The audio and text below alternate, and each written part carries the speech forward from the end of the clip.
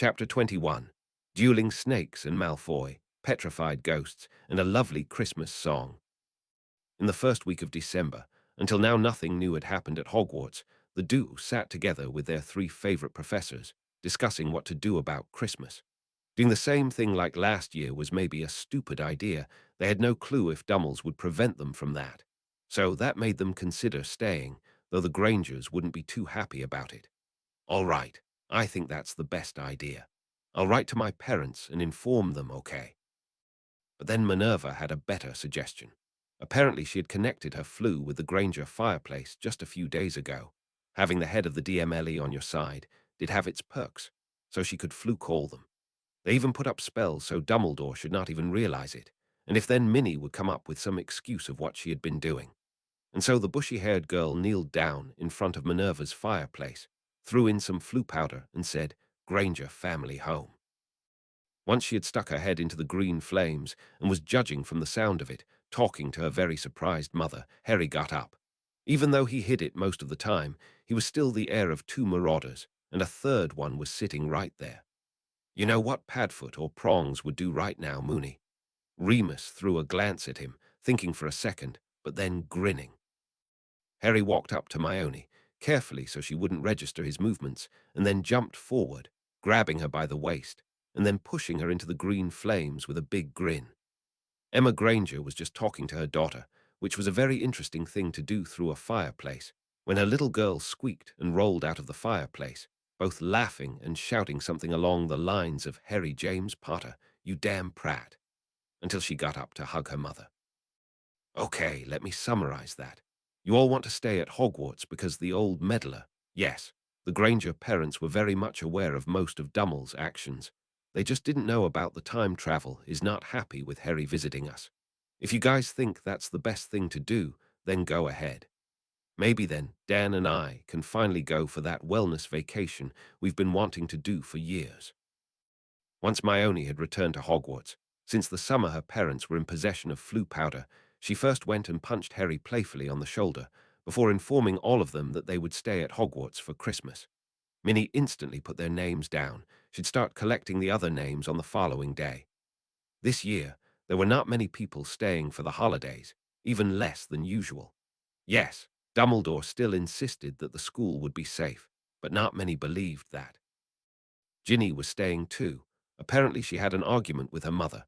If Harry would have to guess, he would say it was about him and the failure of the potions. Maybe the girl would try something again over the holidays. Luna was staying too, just like Susan Bones, mainly because Amelia was staying at the castle for her investigations very often. Nev and Daphne both went home. They had told Harry and Hermione that their families would hold a Christmas party together.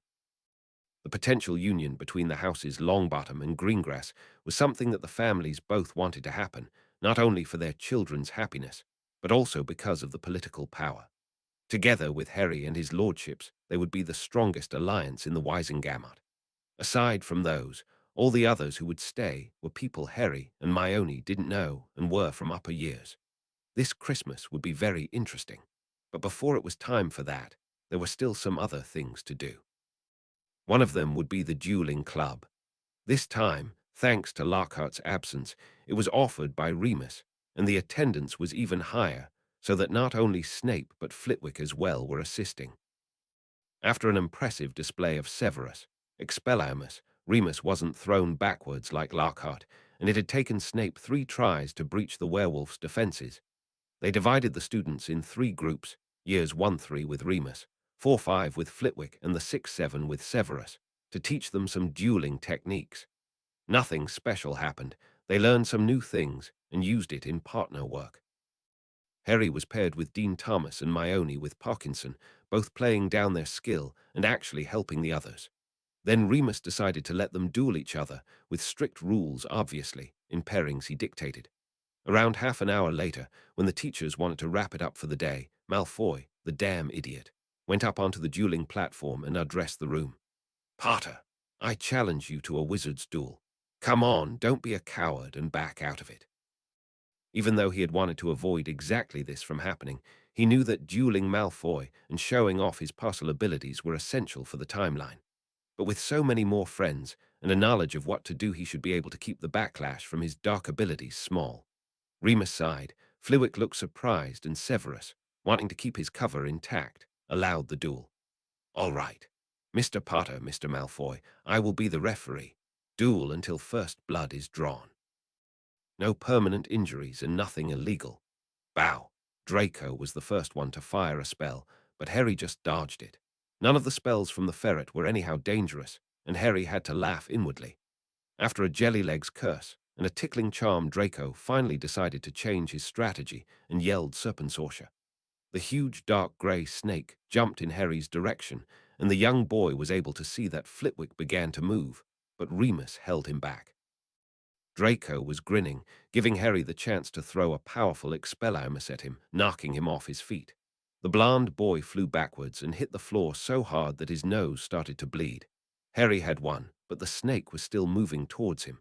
"Stand down, my friend. I'm a speaker and you have to obey me." "A speaker? How did I get here?" "This blond fella over there conjured you to aid him in his duel with me. He didn't know I'm a speaker." "I will send you home, my friend, if that is what you desire.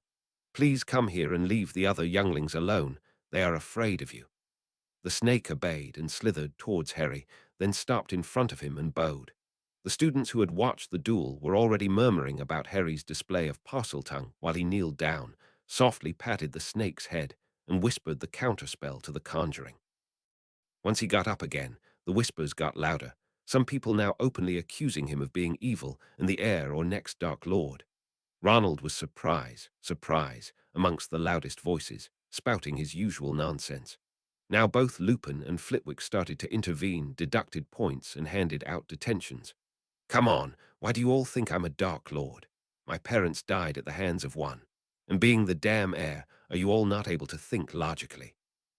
Mom was a Muggle-born, my best friend is a Muggle-born, and you all are convinced I want the death of Muggle-borns. How do you all arrive at your conclusions? And if you ask Malfoy, he will be able to tell you that I too am a descendant of the House of Black, and Parseltongue has always been a rare genetic trait amongst blacks." Harry knew that this probably wasn't where he had it from, rather the Peverell and Slytherin ancestry, but it wasn't a lie. Draco, slowly getting up now, nodded. "Potter's right. Hate to admit it, but he's right. Good duel, Potter." That response was something that no one had expected, but the stupid ferret was growing weary of being embarrassed all the time. His mother, he had written to her about that issue, had told him to dial back his animosity if he wanted to save his status, regardless of what Lucius said. She often met with other parents from Hogwarts students at social events and was well aware that the Potter boy was powerful and had a strong social standing amongst all houses at Hogwarts, even some Slytherins. It would harm Draco's future if he continued this way. No, he wouldn't need to become friends with him, but at least he shouldn't try bullying him as much as the Weasley boy did. After the dueling club had ended, Snape took Malfoy aside and questioned him why he had acted the way he did after losing, after berating him for challenging Potter. "Father wanted me to duel Potter. I knew that I would probably lose. But Mother told me to stop bullying Potter that much because it seems my standing isn't so good anymore amongst the old families while Potter is getting popular. Even with Zabini and Greengrass, for example. I've heard a rumor that Lord Greengrass even hosted Potter during the summer holidays. I don't want to embarrass myself as much as the damn blood traitor Weasley does. One day I'll be Lord Malfoy and Lord Black. I can't ruin my name." Harry and Hermione found the whole thing utterly hilarious after Severus had told them that. It seemed like the ferret's Slytherin's survival instincts had kicked in. What they also discussed on that evening was the other students' reaction to the Parseltongue. The snakes kept mostly quiet, though some were a bit jealous. They all were well aware of genetic traits from the ancient houses and didn't really mind. Some even had more respect for Potter now. The Claws had done a check of Potter's ancestry, as well as of the hereditary aspects of Parseltongue to prove his claims, and after establishing that he was correct, they decided that they didn't really mind at all. Once the Hufflepuffs had heard of that, they too decided that it wasn't Harry's fault that he possessed a power which was connoted dark. Most of the Puffs in Harry's year had said that all along, but now it was the overall consensus. All in all, No one from the three other houses did bully Harry because of that, or even considered that he might be the heir. Only the Lions weren't so sure about it. Yes, every house had a few people that disagreed with their house's view, but the Lions were basically divided into two groups of remotely the same size. While the Quidditch team and most of Harry's year, all the girls but Parvati and Lavender, though the latter had no real side in the conflict and ignored it. But from the boys only Neville were on his side, just like Percy.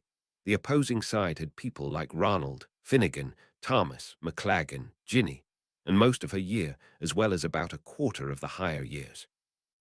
This obviously led to some shouting matches in the common room and several attempts of sabotaging Harry's trunk and bed, though he was too greatly protected against it, as Ron had already found out during their first year. A few people ended up in the hospital wing to get rid of the effects of the prank and protection spells. Then McGonagall got wind of it and intervened. The trio and Daphne had spent a free period after breakfast on the day after the dueling club incident in the room of requirement, about which they had finally told Nev and Daphne so they could study better, meaning they didn't even realize that 7 different people had tried sabotaging Harry's trunk. Yes, he had a notification charm on it, but since he had expected something like that to happen, he had adjusted it so he would only get notified if it was breached. Once Minnie sent them a patroness message to inform them about it, they immediately hurried down to her office. To be honest, Harry and Hermione found the idiocy of some lions pretty funny, as well as the story that Minnie told them. Apparently Ronald and Finnegan also had had another attempt at Harry's trunk, obviously not successful, but Ronald ended up with a bright glowing red nose again. Even though he had tried, he didn't get through the common room undetected, and some muggle-born fifth year started chanting a variation of something that was apparently a famous muggle Christmas song. At least that's what Minnie had been told. Most half-bloods and muggle-borns had started singing along, and Ronald Weasley had to escape the common room, absolutely embarrassed. Hermione couldn't hold back the question and asked what they had been singing, and Minnie's reply led to her and Harry bursting out in laughter. It seemed like Hogwarts had found a new favorite Christmas tune. It was called Ronald, the Red-Nosed Reindeer. The evening of said day came closer, and both Harry and Hermione were pretty nervous about it. If the timeline was still somehow intact, then Justin Finch-Fletchley would turn up petrified, as well as Sir Nicholas. Yes, this time around no one claimed that Harry had wanted to attack Justin with the snake, but he was still afraid of some more backlash now that everyone knew he was a Parselmouth. If anyone would figure out that the beast was a basilisk, that's why Harry decided to spend most of the afternoon and evening, aside from the classes obviously, in the Great Hall, studying with Daphne, Neville, Hermione, Susan and Hannah. Unfortunately, even Ronald was there, playing wizard's chess with Finnegan and complaining loudly about snakes and claws and puffs, but mainly about the slimy snakes at the Gryffindor table. Thankfully, Harry was quite skilled with putting up a silencing charm around the redhead. Fred and George would have probably thought that that was very funny. Percy would have sighed and said, "I get it, Harry. I'm sorry for his behavior." And Ginny would have gone crazy and yelled at Harry. But none of that happened. Ronald was the only redhead in the Great Hall around now. They were able to spend even more time in the Great Hall than on a usual Friday, because thanks to the awful blizzard outside, the last herbology class of this term got cancelled. That meant that the only class this afternoon would be Transfiguration. But before they were heading to Minnie's classroom, they saw Hagrid coming into the Great Hall, looking for Dumbledore. To be honest, Harry wasn't really too friendly with Hagrid this time around, and had tended to ignore most of his invitations, simply because the half-giant was Dumbledore's man through and through, and because Harry couldn't forgive him the whole stealing him out of Sirius arms and leaving him at the Dursleys. He didn't hate Hagrid, no, but they just weren't close. Ronald, who on the other hand was close with Hagrid, got up outside of the range of the silencing charm and asked what was wrong. The half-giant held up 2 dead roosters and told Weasley, and by that the whole room, since he couldn't talk quietly, that someone or something had killed them.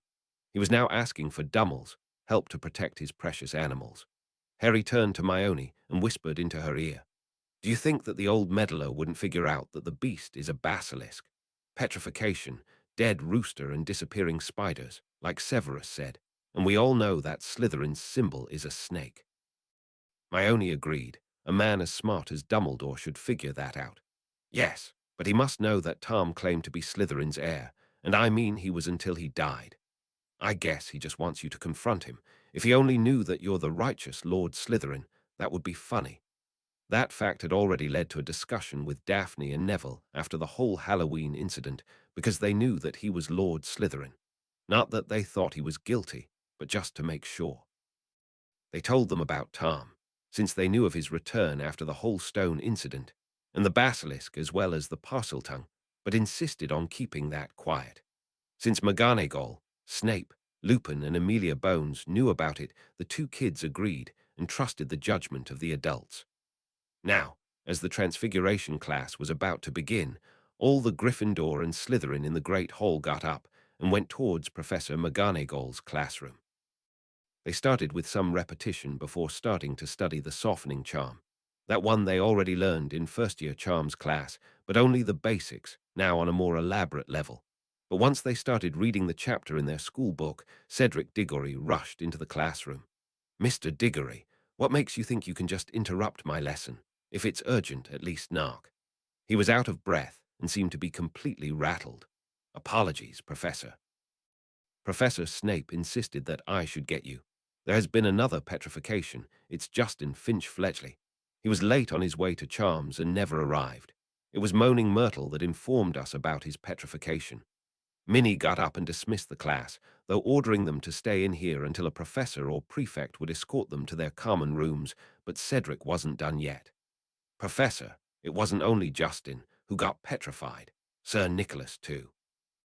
After news of that broke, the whole castle was in uproar. How the hell could someone petrify a ghost?